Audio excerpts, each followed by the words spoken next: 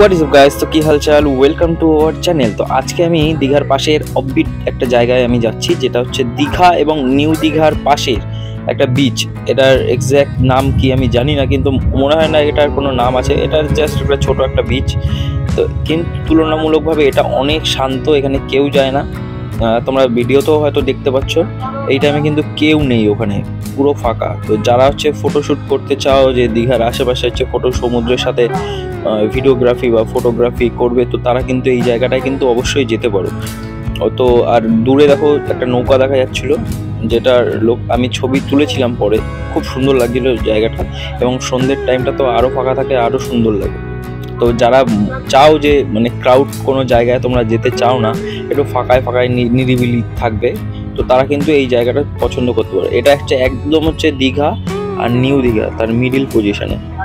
এখানে অত একটা লোক মানুষ যায় না, খুব কম লোক যায়। আর এদিকে হচ্ছে আমি দেখছিলাম যে আশেপাশে হচ্ছে একটা দুটো হচ্ছে হোটেল আছে, যেখানে তুমি চাইলে স্টে করতে পারবে। ভিডিওতে যে সমুদ্রের পাড়টা দেখা যাচ্ছিল, সেটা থেকে আমরা ডান দিকে আমরা ঢুকে যাই এবং গ্রামের দিকে চলে আসি, কারণ আমরা দেখতে চাইছিলাম যে ভেতরের দিকে হচ্ছে জনবসতি কতটা কি আছে। তো ভেতরে দেখলাম খুব একটা লোকজন আশেপাশে নেই, অনেকটা ভেতরের দিকে হচ্ছে মানুষজন থাকে। তো আশেপাশ থেকে আমরা যখন যাচ্ছিলাম, তো দেখছিলাম যে অনেক বড় বড় হচ্ছে মাঠ, ওই সাইড একটা নদী দেখা যাচ্ছিল। এবং এই জায়গা কিন্তু ক্যাম্পিং করার জন্য, যারা ক্যাম্পিং করতে চাও সেই ক্যাম্পিংয়ের জন্য এই জায়গাগুলো বেস্ট। কারণ ওই যেই দূরে যে জায়গাগুলো দেখা যাচ্ছে, ওই জায়গাটা ক্যাম্পিং করার জন্য অসাধারণ একটা জায়গা।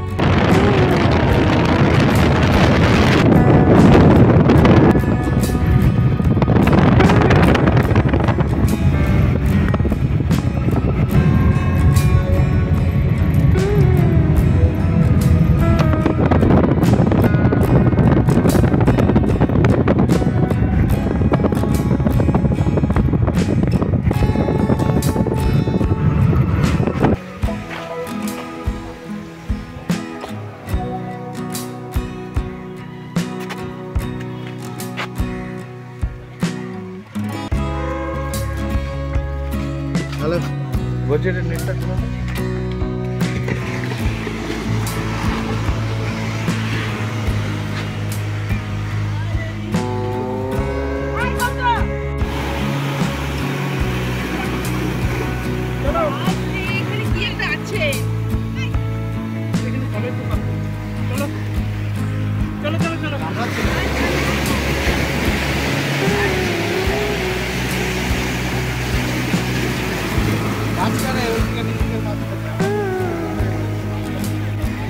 তো আমরা এখন চলে এসেছি দীঘা। দেখতে পাচ্ছি যে কি পরিমাণে ভিড় আছে।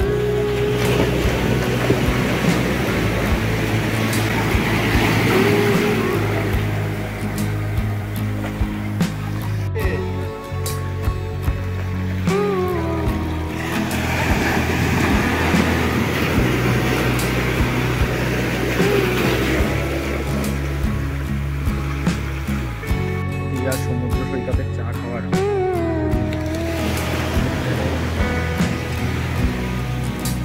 লোকেশনটা একদম, এটা একটা অফবিট জায়গা।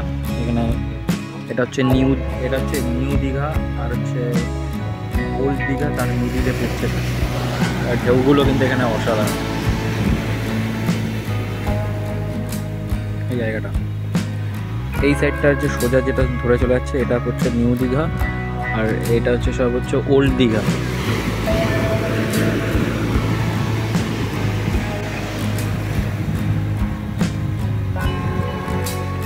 এখানে যে পাথরগুলো দেওয়া থাকে, এই পাথরগুলো কিন্তু যাতে এই জলটা যে আসছে বা যখন ঝড় হয় সেই টাইমে যখন হচ্ছে যাতে জল উপরে, জলের ছাঁচ যেটাকে বলে, সেটা যাতে উপরে না এফেক্ট করতে পারে, তো তার জন্য স্পিডটাকে কমানোর জন্য কিন্তু এগুলো দেয়।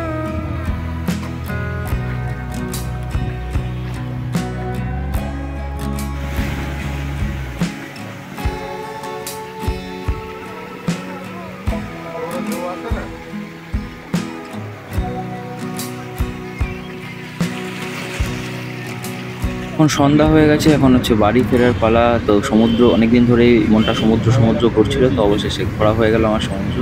তো খুব তাড়াতাড়ি আবার একটা নতুন ভিডিও আসবে, ততক্ষণ বাই।